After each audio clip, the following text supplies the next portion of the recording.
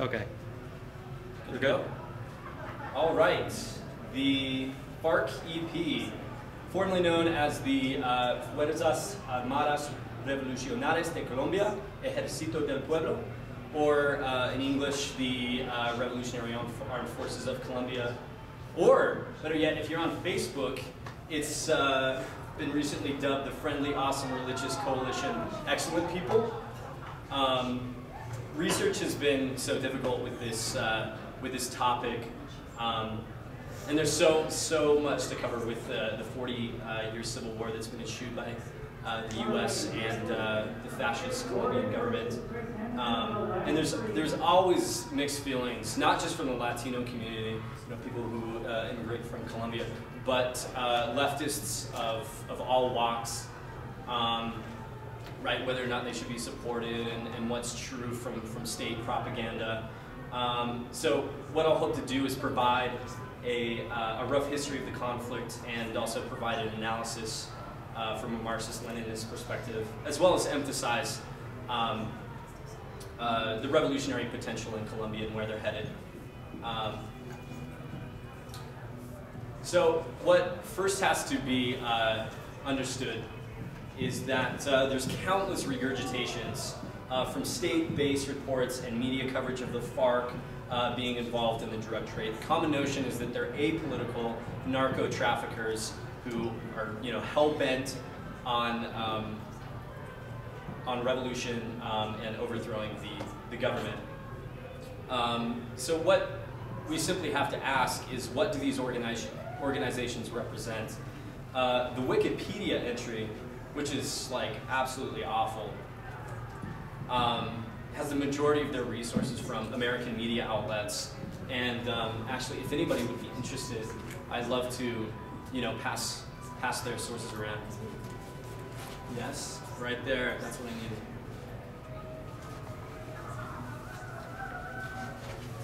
Okay, so you can take a look and. Here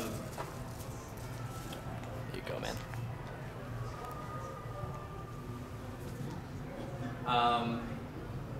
So yeah, most of the sources just talk about, how god-awful the FARC is, and just basically demonize them to the greatest extent possible. But while they do this, they completely ignore the crimes against humanity that the fascist AUC, who I'll talk more about, commits. American companies like Coca-Cola, fruit companies like Chiquita, and all of their daughter companies, and of course the Colombian government. But what's so important to know is so few sources are sociologically based. In fact, like I said, it's hard gathering information. One of the best comprehensive sources you can get is this book, Revolutionary Social Change in Colombia. It's awesome. I'll be passing this around if anybody else would like to take a look. The second one I got was Stan Goff's first-hand experiences. He's an ex-Special Forces officer, and he talks about the Zapatistas, which is great. And then the third is Colombia in the United States, which is sympathetic to both sides, whereas Revolutionary Social Change is trying to balance out the vulgar propaganda, put against the FARC.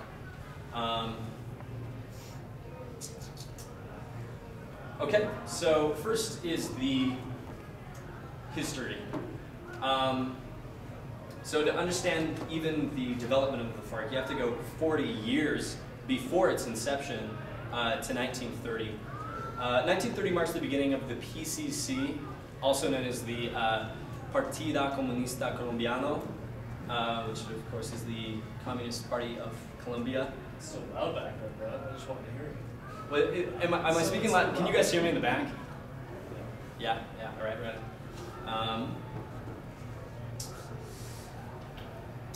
Okay, so Colombia has a rich history of communism and saw popular interest in Marxism long before even the October Revolution, which of course, spurred this wealth of interest in Marxism.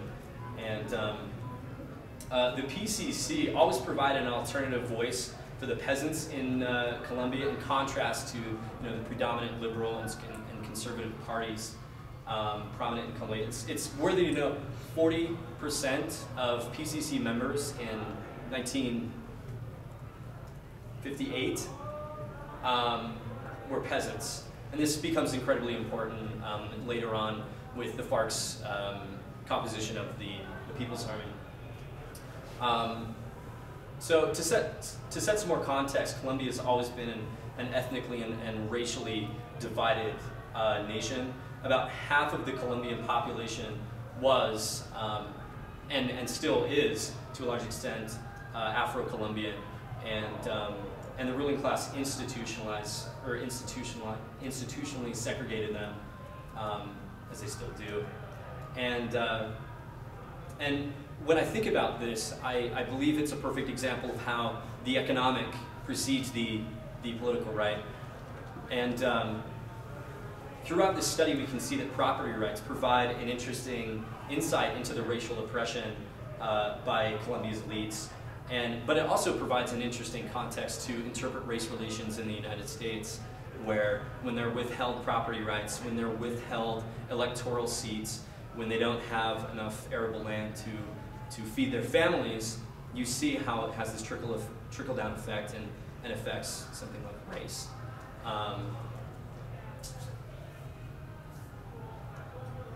Okay, so fast forward 18 years, 1948 is our date, and this is the beginning of the period in Colombia that's known as La Violencia, which in English means the violence.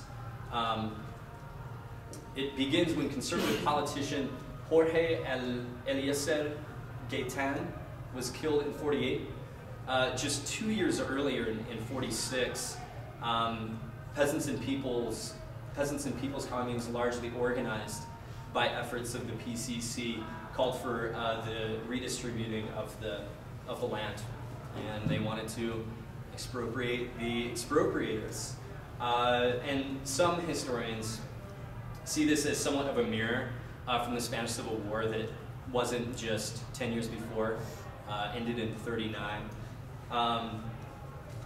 You have the leftists who are painted as the, quote,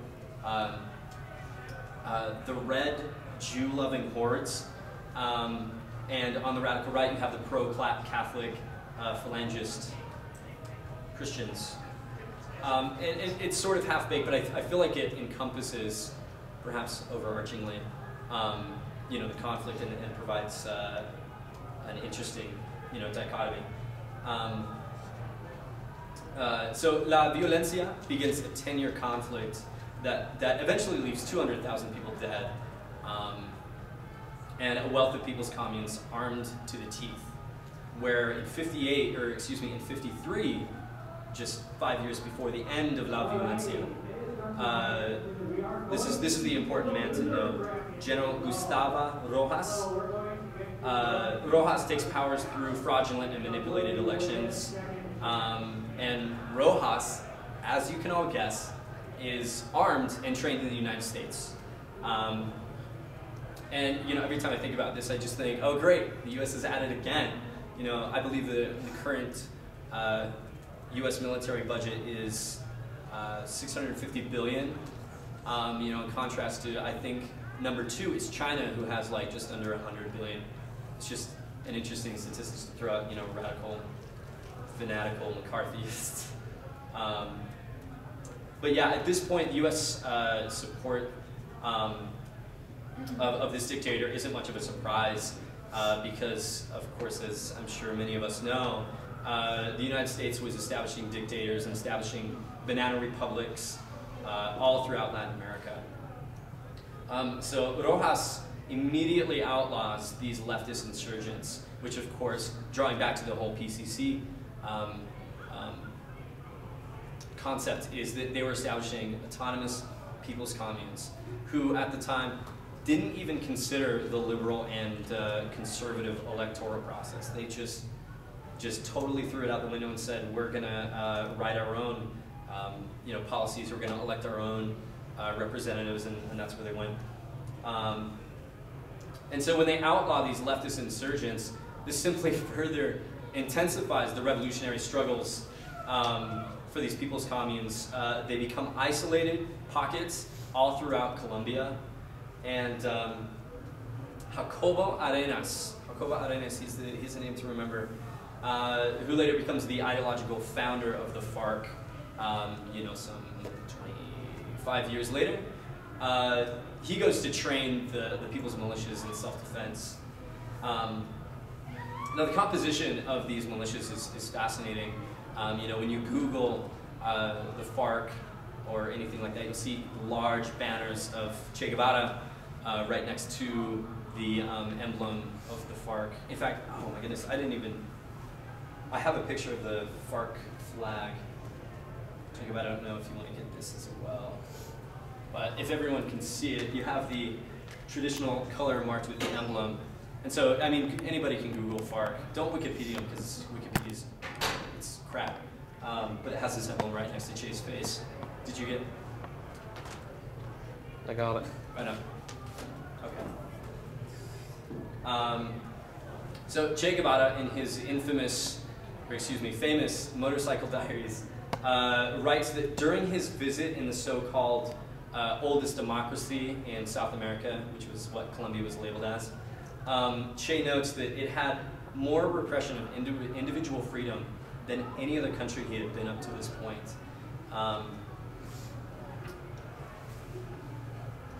So yeah, the FARC, like I said, were so influenced by Che Guevara and the July 26th movement. They were inspired by the fact that they were overturning a US-backed dictatorship. They were in favor of improving objective conditions like improving literacy rates. They were in favor of the changing in infant mortality rates. They were, and I think, as far as Marxism-Leninism is concerned, they were concerned about the overturning of slave-like feudalist rule and mafia rule. The mafia loved Cuba, if anybody doesn't know.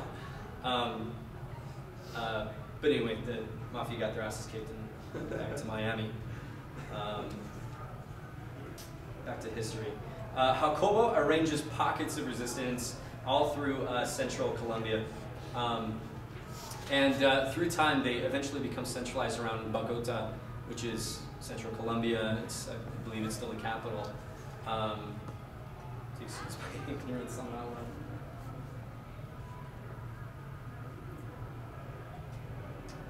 Okay, so this province around Bogota that formulates itself eventually is dubbed the Marquetalia province. And these sectors, again, were self-proclaimed independent republics. They shared resources, they learned self-defense, and they established committees.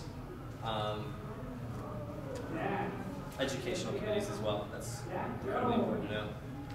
Okay, so fast forward to 1964. The reactionary Colombian government attacks the Marquetalia province. The resistance disperses into southern Colombia, and this is what becomes known as the Southern Bloc. And not even months later, the Southern Bloc forms itself in the newly proclaimed Friendly Awesome Religious Coalition, hereafter known as the FARC. So contrary to state propaganda, and yeah, it's clever. No, it stands for, I said this before, I was just being facetious. FARC stands for Fuerzas Armadas Revolucionarias de Colombia, which is Armed Forces of Colombia. Did I make that clear to everybody, like, towards the beginning? Correct. You didn't point out that the fake name is because Facebook censors. You didn't mention that. Oh, there you go. Well, Greg's got on that.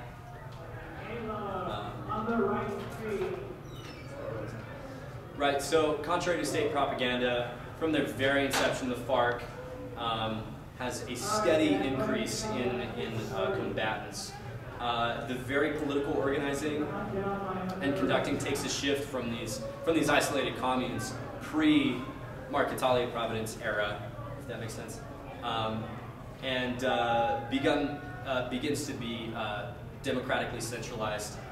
And this is incredibly important because they really lie at the center of networking with the PCC and the Bolivarian movement for a new Colombia and all of these various militias. In fact, I've got an awesome illustration here that puts it in great light.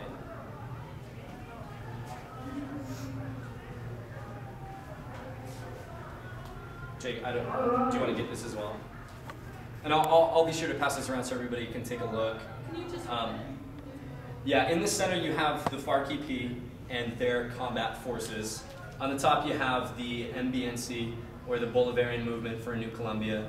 On the far right, on my hand, you have the clandestine Colombian Communist Party, which was what the PCC turned into, and all of these various urban militias on the side. So there's that. It's that top bookmark if you want to take a look.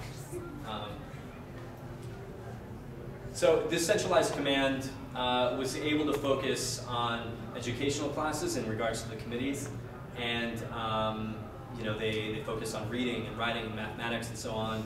And this is something that, you know, your average Colombian wouldn't have seen, simply because of the deviation between rich and poor. Many poor people are subjugated to, you know, work the farm for, you know, from 6 p.m. until sunrise in some cases, which is absolutely absurd. So, as far as the leadership is concerned, it's also important to note that it was representing classes that usually weren't. Again, the institutional racism in Colombia is horrendous. But actually, in light of International Women's Day, women constitute over half of the comandantes, right, military leaders of the FARC. I've got more pictures. Anybody want to see pictures? No, keep going.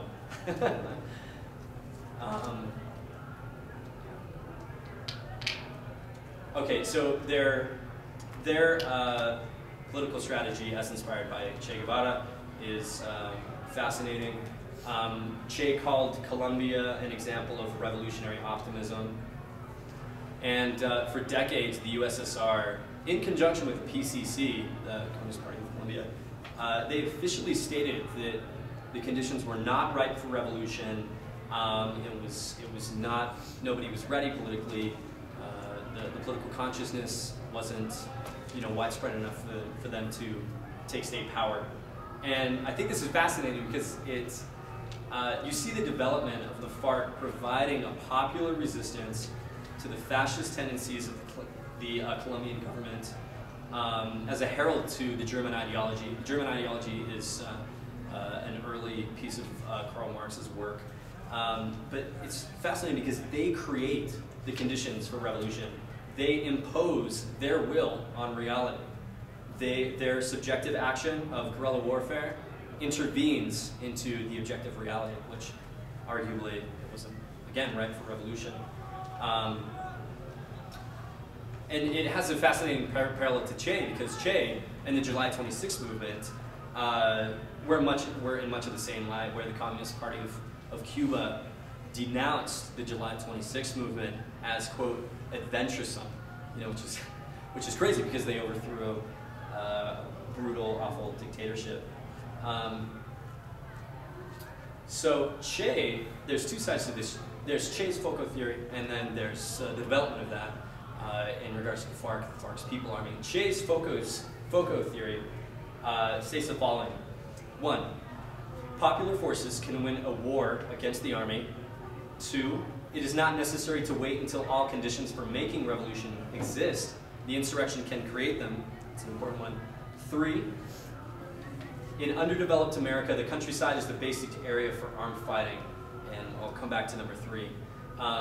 So of these 3 propositions, the first 2 contradict this defeatist attitude of revolutionaries or pseudo-revolutionaries who remain inactive and take refuge in the pretext that against a professional army nothing can be done, who sit down to wait until, in some mechanical way, all necessary objective and subjective conditions are given without working to accelerate them at all. Now, So I made a distinction between FOCO and the People's Army. Che's FOCO theory ultimately led to his death in Bolivia, simply by emphasizing that third point, which was geographical, political captivating over the popular political consciousness of the time. So the People's Army, instead of just focusing on taking various geographical locations in the forest, People's Army is concerned with pushing that into the urban area and is a synthesis, and this is where it's really theoretically important, a synthesis of the peasantry and the proletariat class. The peasantry differs from the proletarians in that the peasant pays rents to his landowner, where in contrast the proletariat doesn't pay rent to go and work in a factory. He's exploited through wage labor. If that's not too theoretical, I hope. Okay, so now the 1980s ensue. And the 1980s are incredibly important because it really marks a change in the conflict. Aside from this huge development in coca all across the countryside, it spreads like wildfire. There's generally two major events that can be emphasized amidst this overarching coca spur. The first is that the FARC merges with other revolutionary groups such as the M9 and the ELN. They form the coalition known as the Guerrilla Coordinating Board. And the second, and perhaps more substantial, was the development of the Patriotic Union. Now, the Patriotic Union was the political wing of the FARC. They had several different fronts working on several different social justice issues at the time. And what's most ironic to me is the fact that certain UP members criticized the FARC, that ought to be done, for engaging in armed struggle. And it wasn't just a few years later that 2,000 to 4,000 members disappeared at the hands of the paramilitary efforts, formally labeling it as, quote, an extermination. So between 1984 and 1997, we see massive killings at the hands of the AUC. And what we must keep in mind with the massacres against these labor efforts is to link it to our own American history. What comes to mind for me is the Colorado Coal Strike of 1914, also known as the Ludlow Massacre. You have hundreds of families going out and protesting this coal company. The company calls in the National Guard and they shoot them and massacre women and children. And simply for fighting for better working conditions.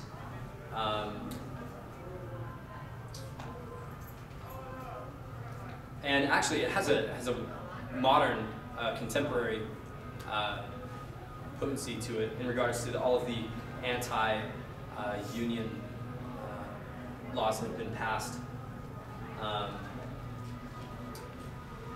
So the Autodefensas Unidas de Colombia, the AUC, I mentioned them earlier, they're the main right-wing paramilitary group in Colombia.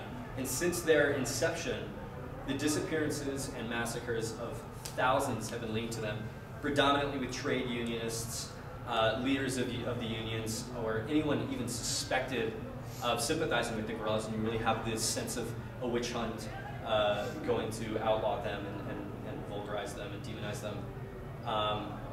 And as their main head, Carlos Castaño, said, "We kill trade unionists because they interfere with people working." The AUC works on behalf of the people. The companies like Chiquita, the fruit company, and Coca-Cola employ.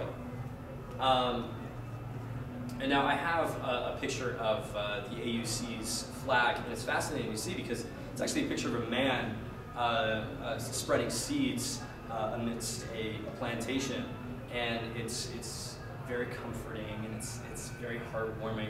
What's fascinating about is this about this is that they're playing the hero's part. And this in essence, and we shouldn't hesitate by calling it this, is fascism.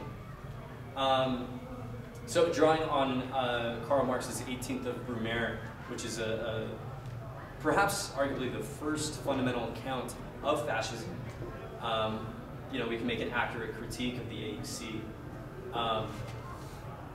So what we see is that fascism is not this unsophisticated ruling by fear that arbitrarily can be defeated by anyone who somehow feels alienated by the government.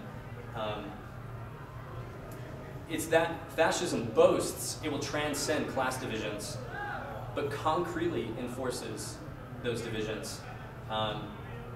And it seems to be a recurring theme for Nazism, obviously the National Socialist Party, socialist in name, but reinforces class structure in, concretely. Mussolini's Italy, and along to fascism in the Spanish Civil War. The AUC, and this is where it's fascinating, especially in contrast or to refute, these notions that the FARC are narco-traffickers and whatnot. The AUC eventually implodes into what they are now, I believe in 1998. Now they're called the Black Eagles. And they had massive cocaine corruption all throughout their leadership. And aside from all of the massacres that they were committing against civilians and union leaders and whatnot, many of the leaders were extradited to the U.S. So aside from the AUC, again, the major paramilitary force, we also see the United States giving massive amounts of military aid to Colombia since the 1940s. In fact, today, as many of you know, Colombia is the first biggest receiver of military aid in the Western Hemisphere. So in the 1980s, you have, like I first noted, the development of coca, and that. But the second one is the kidnappings that the FARC are criticized heavily by. And what they do is they basically kidnap family members of drug cartels and rich plantation owners and use them as ransom, either to fund the revolution or to trade for their own FARC combatants that have been taken hostage.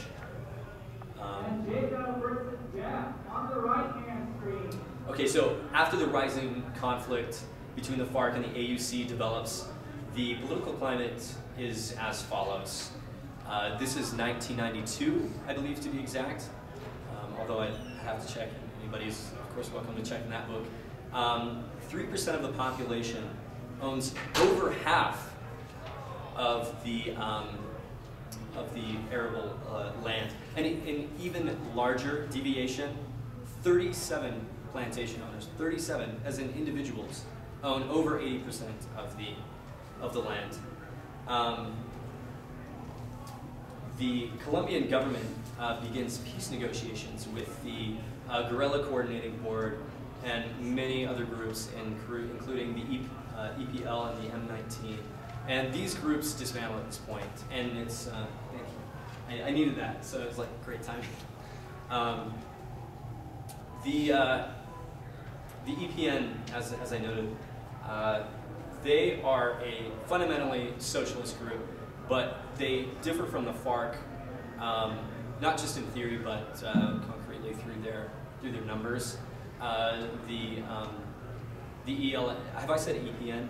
There's to clarify, there's the EPL and there's the ELN. That's correct. The ELN is based on liberation theology. Thank you. Yeah, like I said, them and the M19, they dismantle. Now, in 1998, we see the development of Plan Colombia. And there's actually a great documentary that we'll be showing, or excuse me, the Anti-War Committee will be showing in the next couple of weeks. And it's simply called Plan Colombia. And it's a first-hand account of farmers and basically how their lives have been ruined by crop dusting and paramilitary squads. So be on the lookout for that. And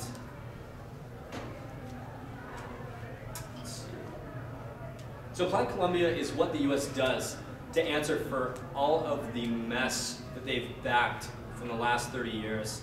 But of course, it's a lot like Minus's Touch. It encompasses this vague so-called war on drugs. Basically what we see is huge profits being made from private military contractors. It's a lot of, or it's similar to what happened in the Sandinistas. You have these military contractors saying, oh man, you know, we got to go down there. They're influencing public opinion, of course, at this point. Got to go down and stop these narco traffickers. They want to overthrow the government and whatnot. So they make so much money from going down to Colombia.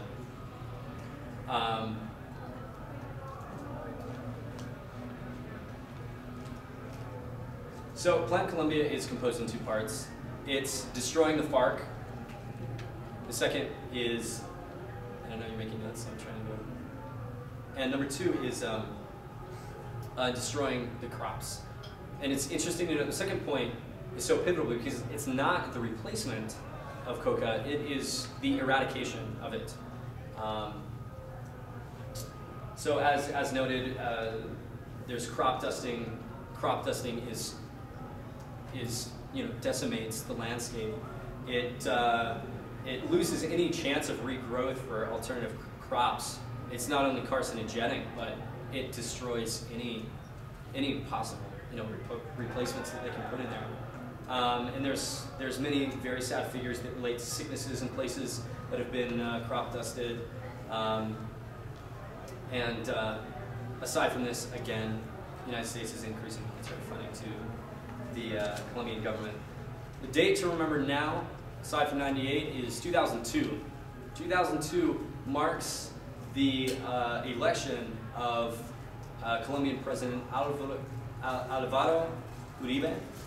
And what's interesting during this 8-year span is the FARC makes, quote, a strategic withdrawal and calls an international conference to development a crop replacement program.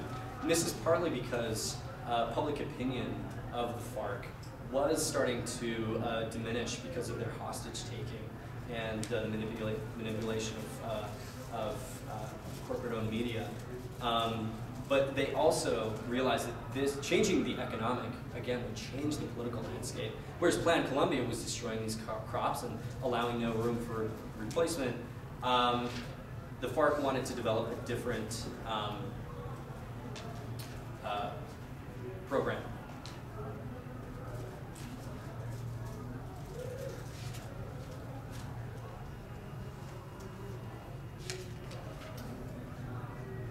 Okay, so the program was called the Planning Mechanisms for the Substitution of Illegal Crops.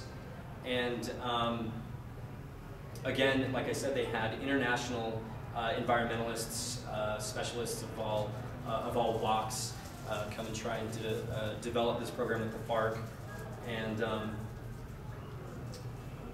so now the FARC continues replacement efforts while supporting the farmers that are forced to grow coca simply because developing the coca is really all that's available, especially in the southernmost regions. So they have this choice of whether or not to grow coca or die, and even then they're still surviving. Statistics in revolutionary social change talk about 95% of the coca industry goes to paramilitaries. It goes to American companies, and a mere 5% of the entire production process is accumulated by the FARC, who, of course, use it to fund revolution. And they disallow and they outlaw the processing of coca into cocaine. And this is simply to further differentiate them from the paramilitaries. The FARC simply taxes the passing of coca through their fronts. They have 70 fronts all throughout Colombia, so that's important to know. So as I noted, the second controversial strategy, aside from her whole narco-trafficking myth, is political kidnappings. It's interesting to note that the majority of FARC ransoms come after a firefight, where they would trade in political prisoners, who's generally a paramilitary from one of their own, and others. And this is what so many people cry over, is family members of drug cartels, which I have no problem with that, but it's received a lot of criticism from namely Hugo Chavez and Fidel Castro. So, in fact, I've got.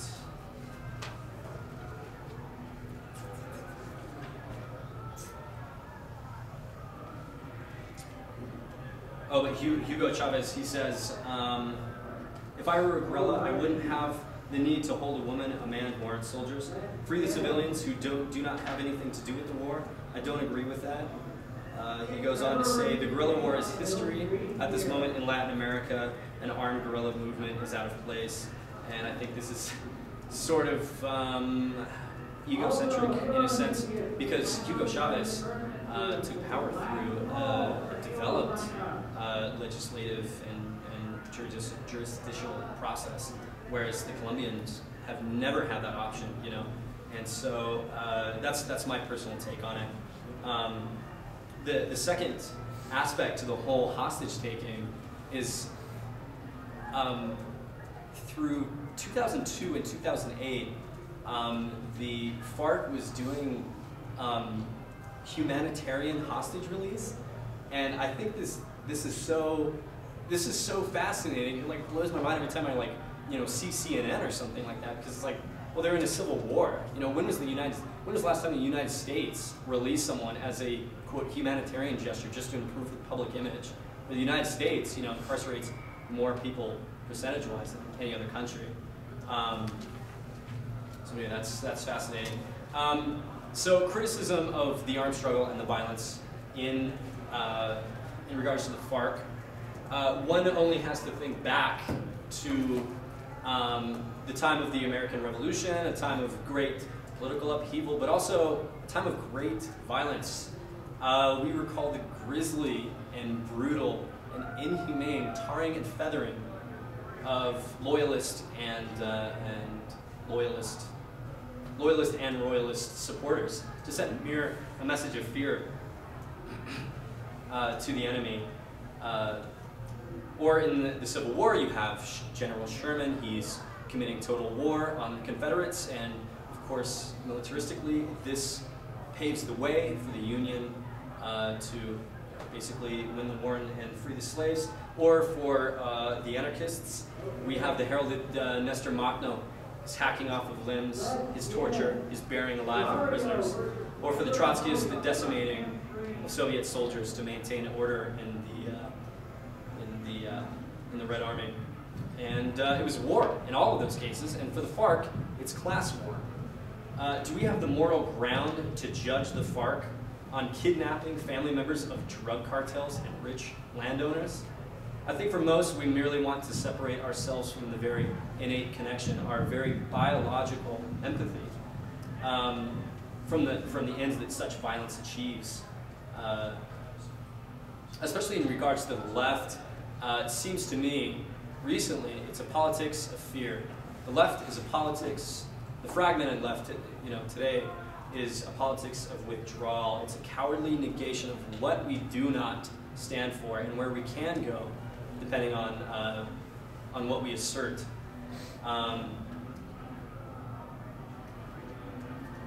So I really just like to take this amazing quote from Stan Goff's book in regard to the Zapatistas, who in regard to what I think is this negating fearsome left, I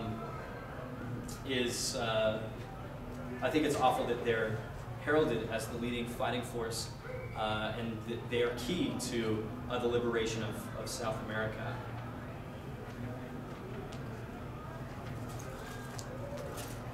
The tiny, ineffectual remains of the Zapatista military force are now confined in the Lacandon forest, cut off from all outside lines of communications circled, and effectively neutralized. This cannot be romanticized in any way. It is a fact on the ground. The rebels of Chiapas now depend upon the outside world in the most critical way for solidarity in their political struggle. More than anything, they needed us to understand the necessity of what they would have to do. They needed international recognition and unavowing support for the ultimate justice of their fight, a solidarity that would weather their brutality into which they were being inexorably pulled to secure that justice. And they choked. Neither they nor the international base had the will for that necessity. It has to be measured against political objectives, and the Zapatistas have always been a reformist movement. They never sought military victory or state power. This accounts for the popularity even in some chic metropolitan coffee houses where class war is anathema. It also accounts for the incremental destruction as a guerrilla movement. So the FARC, in contrast to the Zapatistas, is just the opposite.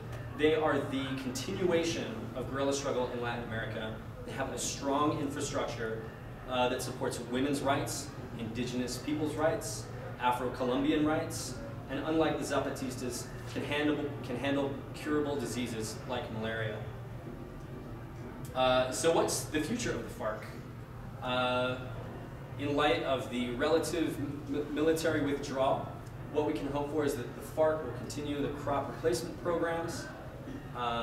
They are torn by having to, again, support the class that has to grow coca to survive, and the ends, or the refined coca, which is cocaine. And I'd like to close by an inspiring quote that has particular potence from a campesino. When asked if the FARC would succeed in overthrowing the elites in Colombia, he said, the FARC are and have been winning for a long time. I would never say that the FARC will lose, but I will certainly tell you that the state and the elite that repress the people of this country will never win. Thank you.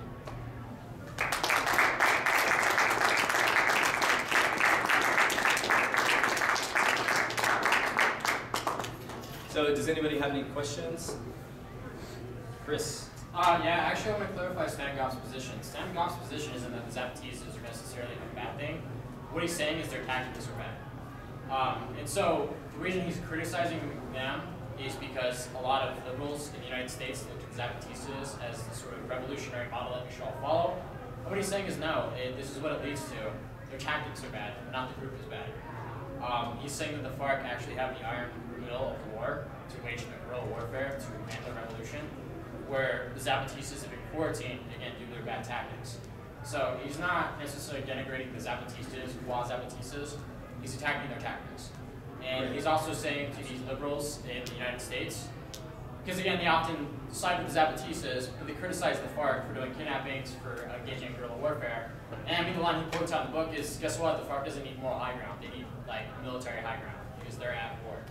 And so when people actually engage in this, what he calls moral imperialism towards the FARC, they're just awful people, deplorable people, because they sit in the United States where they're fed and they benefit from the fruits of imperialism.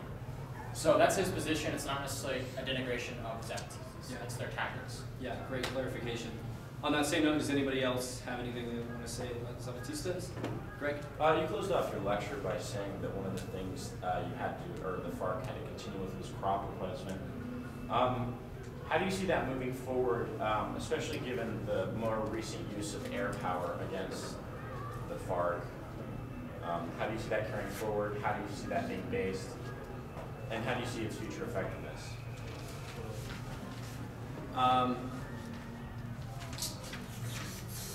Let's see. Well, whether or not it's going to be armed or it's going to be through negotiations, the FARC has multiple times issued statements that they will continue crop replacement. As far as their specific political strategies go, I'm vague. So, I mean, I know that's a half-baked answer, but air power, like Greg mentioned, is just destroying the FARC because it's so liberal, just in the sense of how much they destroy through these these bombings. So, Kristen? What are they replacing when they're conducting crop? Are they replacing coca? Yes. So they're not growing any traditional foods? They're not replacing it with coca. Is it They're to replacing fund- coca with something else. Oh, okay, they're replacing coca with, Subsistence crops. okay. That's nice. A little bit confused. Jake, you had something to say? So the quote you gave was Chavez, right? That's correct. And you said Fidel Castro he didn't like the tactics either. That's correct. What was his criticism? Because he did get to power through guerrilla warfare. So Yeah. No, I think it's ironic. He basically says the same thing where, the brutality of armed struggle is ineffectual. They should engage in negotiations. Chris? As much as I like Chavez, Chavez tried to take over the government in Venezuela in the 90s. It didn't work out for him. Yeah. So I think he sees this sort of like, oh, I went through my experience in this, but somehow doesn't understand the sort of difference. And I forget if you actually recalled it. Yeah, so during the 60s, 70s, I believe even 80s, they literally tried parliamentary process. Also, they all got killed. Some 2,000, 4,000 people literally were just massacred for, again, trying to take this sort of democratic, peaceful route. So they realized, well, that's not really going to work out for us because that's just going to get us killed. So back to the jungles. Kristen? Okay, so on this, it says the FARC funds itself principally through ransom, kidnapping, photography, and then also taxation of the illegal drug trade. That's propaganda. That's why I handed that out. At the beginning of the lecture, I said, this is why Wikipedia is awful, because their sources are from BBC News. Corporate-controlled media is profiting off of demonizing the FARC. What? It is the case that they do tax the drug trade. Like they do that, but they also ensure that the people, like the peasants actually growing the crops, receive a higher wage than in other places, than like places that aren't controlled by the FARC. So it's actually, I mean, even in, I believe in the Wikipedia article, it talks about like how the actual drug cartels don't prefer the FARC to control an area because then they have to pay higher wages to the people who actually work the land.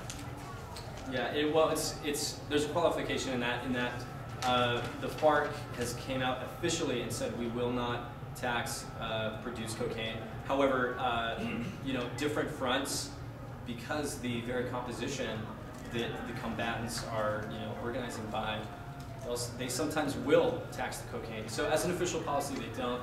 Although, like I said, with the statistics in regard to the amount that's accumulated by the FARC, it's less than 5%. It's nothing compared to the paramilitary, and that's what I believe should be stressed. So, actually, there's a super awesome quote that I want to share. It's by Pablo Escobar, who's he's known as the world's greatest outlaw. He was head of the Medellin cartel. Also, interestingly, Forbes magazine came out and heralded him as like the 7th most rich man in the world. And he says the following, he says, that they try to present me as an associate of the guerrilla hurts my personal dignity. I am a man of investments, and therefore I cannot sympathize with the guerrillas who fight against property. So again, like I said, when people accuse the FARC of being narco-traffickers, the simple response is, first, what's sociologically based? And second, they're a Marxist-Leninist organization. I mean, fundamentally, it would contradict with their very political strategy, which is overthrowing Colombian capitalism and establishing democratic dictatorship. You're almost got it. Go ahead. So they're for agrarian reform then? Absolutely, absolutely. Have been since the development of the PCC. Do you All right. have any information about the numbers, the opposition they face, the government and the paramilitary mobilized forces? Totally. Not talking about the demobilized paramilitary. Ariel, I'd love to give you this. In fact, I can find you the section, so I'm not just like writing this off. State-based reports, for the United States will always say, oh, well, they've diminished, but sociological research shows otherwise. Even since 2008, which is, commonly known as like the most bloody year.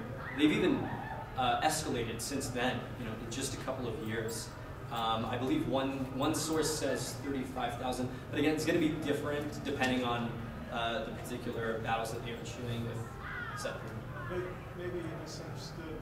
I was referring to the government forces. Oh, I don't know, man. I don't know. Sorry. I think in that book, if you check, there's a chapter called Dominant Class Reaction. There's actually a chart in there that shows the armed forces of the government. Yeah, so AJ, I mean, you're, after this is over, it's for you. Are there any other questions? Jake? Sure. Well, yeah, I was wondering, what the ethnic or class base of the FARC is. Like, are they coming from the proletariat, or are they coming from bourgeois in Bogota? Where are they coming from? Do you have any of that? Well, do you mean the leadership or the majority of the composition of their forces? Both. I don't know their leadership, but I know that 40% of the FARC are Afro-Colombian. Other than that, I don't know. And I can't remember the exact number, but I think it's like 12 or 14% are indigenous people, indigenous people. In addition to FARC's basically completely rural based, so it's probably the majority peasantry. Kristen? Can you maybe talk a little bit about why Coca-Cola is killing union leaders? Why the FARC is Yeah. There's a cool site known as killercoke.com, and initially when you get on the site, it looks like one of these awful conspiracy sites, but it has great documentation on all of the individual family members that have been killed by the AUC acting on behalf of the Coca-Cola administration. In 2001, you have a lawsuit. You have all these people directly confronting CIA CEO Coke leaders. As far as the exact numbers, I'm not sure. I mean, I could look, but I don't have internet in this place. Otherwise, I can literally find it for you that fast. Well, I'm mostly asking, could you elaborate on why that conflict is happening? What interest does the company hold Totally. within Colombia? Well, coca, as many know, is the fundamental ingredient in Coca-Cola. At least it was, for 50 years. I believe they're there for cheap labor. I think that they were there for the same reason they're in any other, country. I believe they're exploiting labor, getting it cheap, all on the premise of improving, material conditions and standard of living. Greg? Coca-Cola is unique in that they have, I believe, the sole contract to have stripped coca. So it's not reactive in the sense of chemically reactive in the traditional sense, but it's stripped coca, and they're allowed to export stripped coca, whereas no other corporation or organization is allowed to do it because it's a controlled substance. So you have to keep in mind that they literally still use coca, there's that coca flavor that just can't be beat. It's actually rendered coca plant. But again, it's stripped of the potent active ingredients. The second thing is, you also have to keep in mind in the context of Colombia. Colombia is the worst country in the world for union organizing. So one way to characterize it, which is an effective political way to characterize it, is Coke, had people kill them. That's not entirely accurate. What Coke does is it has subsidiaries in Colombia, and then the Colombian subsidiaries have union organizers killed, just because that's the way you do business in Colombia. If someone is trying to organize it, you murder them. And literally, I think the estimated time of life for a union organizer in Colombia is about 6 months. So it wasn't that the CEO in Atlanta put out a hit on an organizer in Colombia. It's that they knowingly allowed people connected to the AUC and the paramilitaries to have positions of power, and they knew that they were engaged in murder and torture of trade unionists. But it's a problem endemic to Colombia, where a trade unionist is murdered every single week, at least one. And so it's more of a sociological function of that, rather than a particular strategy pursued by code. Yeah, and again, something to reiterate why it's sort of a problem of imperialism is the case that the United States, again, funds Colombia $1.3 billion every single year, strictly in military funding. So they can do all sorts of fun things like hire death squads to do all the dirty deeds for Coca-Cola. So Coca-Cola doesn't necessarily have to get their hands dirty per se, but they also benefit immensely from the massive amounts of violence towards trade unionists. Absolutely. So that's sort of part and parcel our responsibility as far as, I guess, taxpayers.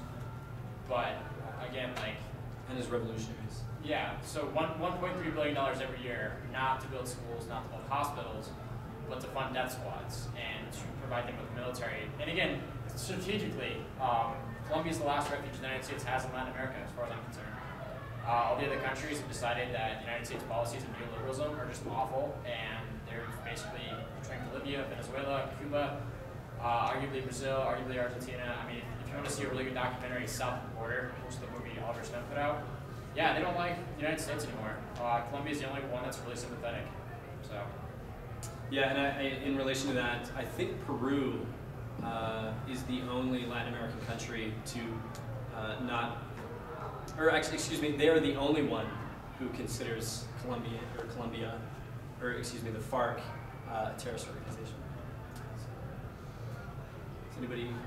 Yeah, I just wanted to kind of add on to that and how this all mixes in with the war on drugs. As we're oftenly told, Colombia is one of these big splashdown places to buy coke, which is something that they'll render there. Something that's interesting in the sort of class aspect of what's going on really with the war on drugs is the crop dusting that they do is actually primarily done on small holdings farms.